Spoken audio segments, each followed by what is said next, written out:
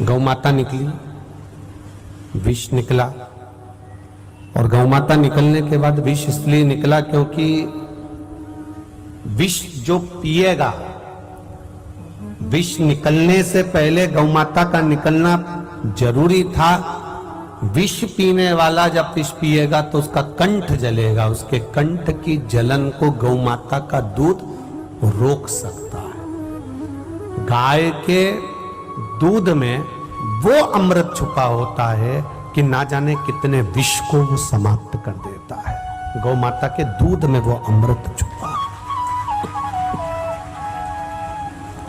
ना जाने कितने विष को समाप्त।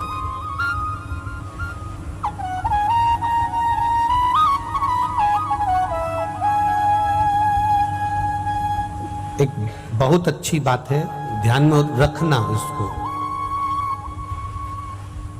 जिस नारी का गर्भ बार बार ठहरता है, 2-3 महीने का होने के बाद वो गर्भ वापस गिर जाता है।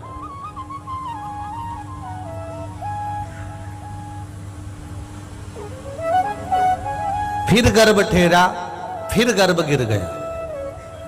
बार बार गर्भ ठहरता है, 2-4 महीना रहता है, 3 महीना 2 महीना रहता है, फिर गर्भ गिर जाता। उसको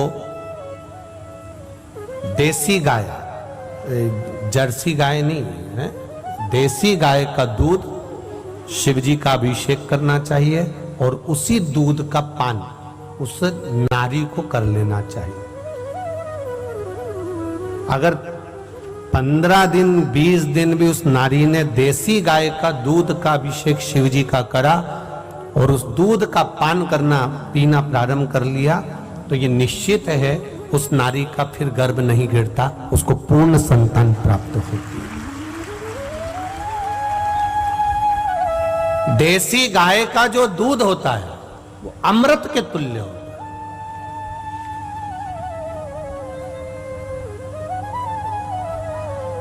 अब आज का जमाना तो बड़ा विचित्र है साहब।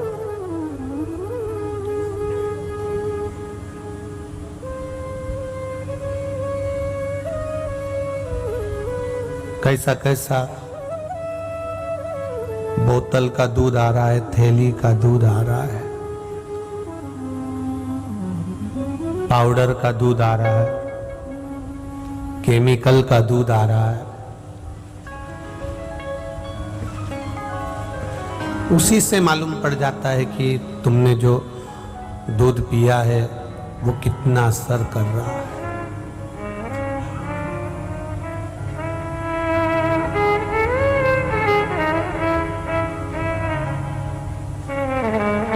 उससे मालूम पड़ जाता है, दिखता है कि दूध का असर कैसा है,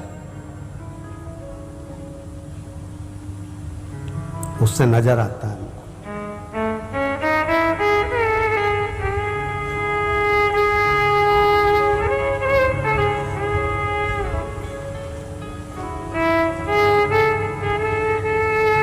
शिव कथा कह रही है,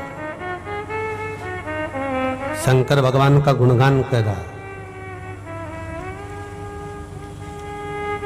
शिव तत्व कर रहा है।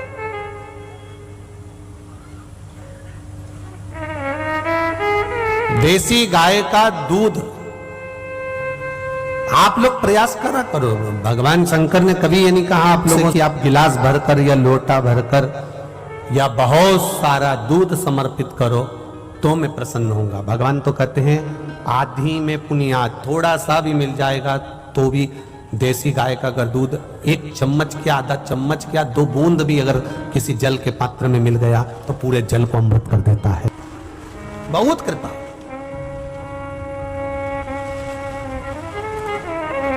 उसका एक आनंद ही दूसरा है। और प्रयास करिए, हम तो कह सकते हैं आप लोगों से, बस प्रयास आपको करना है। अगर घर में गौ माता की सेवा नहीं कर सकते हो, घर के अंदर गाय नहीं बांध सकते हो, घर के अंदर गौ माता की सेवा नहीं कर सकते हो, तो प्रयास करा करो अपने नगर में, अपने गांव में, कहीं मंदिर में, कहीं सीताराम सरकार के चरणों में हो, कहीं पावागढ़ वाली मां के चरणों में हो, कहीं गौशाला अगर कहीं हो तो रोज नहीं जा सकते तो कम से कम अमावस्या के दिन एक दिन ऐसा बनाओ कि अमावस्या के दिन जाके मुझे चारा देना है, गौ माता की सेवा करना है और उनके चरणों में पहुंचना है।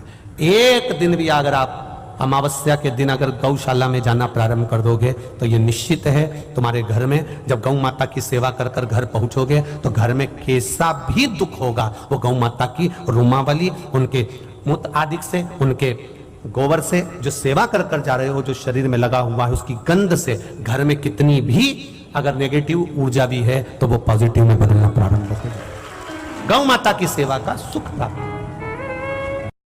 जरा विचार करिएगा, जिस पेट के अंदर शिवजी जाकर विराजमान हुए हैं उस पेट के अंदर तुम गाय को क्या दे रहे हो? पॉलीथीन में बांधकर खाने का सामान कचरा फेंक देते हो, वो पॉलीथीन गाय खा जाती है, उसके पेट में चली जाती है, धीरे धीरे धीरे धीरे वो कैंसर कर देती है और गाय का पेट अंदर से सड़ने लगता है और वो गाय मर जाती है, और वो गाय मर जाती है। विचार करिए।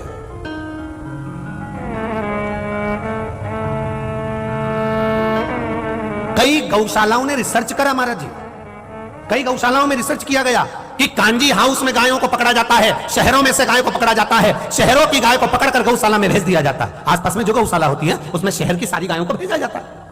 अब शहर की गौशाला, शहर की गायों को, रोडों पर चलने वाली गायों को, रोडों पर फिरने वाली गायों को नगर के निगम के लोग, नगर पालिका के लोग, शहर के लोग उसको भर कर ले जाकर गौशाला में छोड़ देते हैं। अब गौशाला में छोड़ दिया, अब रिसर्च करा जाता है कि वो गाय 15 दिन, 20 दिन, 50 दिन, 2 महीना, 6 महीना, 1 साल तक रहती है, 1 साल के बाद मर जाती है। कई लोग गौशाला पर क्लेम कर देते हैं कि गौशाला में इतनी गाय मर गई, गौशाला में ऐसा हो गया। विचार करो, तुमने शहर की गायों को लाकर गौशाला में डाला गया और गौशाला में शहर की गाय को डाला तो वो पहले की पन्नी खाई हुई रहती है, पहले की वो ना जाने क्या क्या खाई हुई होती है। अब उनको चारा मिल रहा है, पानी मिल रहा है, औषधि मिल रही है, सब कुछ मिल रहा है, पर पहले की जो पन्नी उसके पेट में भरी हुई है उसके कारण उसका प्राण चला ही जाता है, चाहे कितना ही प्रयास कर लो, कितना ही प्रयास करो।